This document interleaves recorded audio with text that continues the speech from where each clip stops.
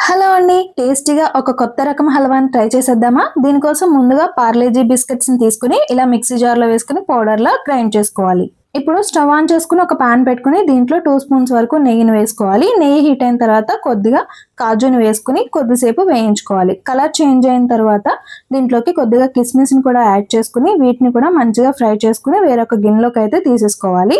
తర్వాత ఇదే ప్యాన్‌లో పాలనైతే వేసుకుంటున్నాను. ఈ పాలల్లోకి మిక్సీ పట్టుకున్న బిస్కెట్ పౌడర్ ఏదైతే ఉందో దాన్ని కూడా వేసుకొని ఒక 2 నిమిషాల పాటు కలుపుకుంటూ ఉండాలి. ఇలా కలుపుకుంటే మనకి బిస్కెట్ అనేది గట్టిపడిపోతుందండి. చూసారు కదా! ఈ విధంగా గట్టిగా అయితే అవుతుంది. ఇప్పుడు దీంట్లోకి టేస్ట్‌కి తగినంత బెల్లాన్ని కూడా యాడ్ చేసుకొని మొత్తం అంతా కలిసేలా కలుపుకోవాలి. ఇదంతా సాఫ్ట్‌గా అయ్యి పాన్ నుంచి సెపరేట్ అవుతున్నప్పుడు దీంట్లో 1 స్పూన్ వరకు నెయ్యిని వేసుకోవాలి. అలాగే ముందుగా వేయించుకున్న డ్రై నట్స్, డ్రై ఫ్రూట్ ఏదైతే ఉందో దాన్ని కూడా వేసుకొని ఒకసారి కలుపుకున్న తర్వాత వేరొక ప్లేట్‌లోకి సర్వ్ చేసుకుంటే ఎంతో టేస్టీగా ఉండే బిస్కెట్ హల్వా రెడీ అయిపోయింది. Thank you so much.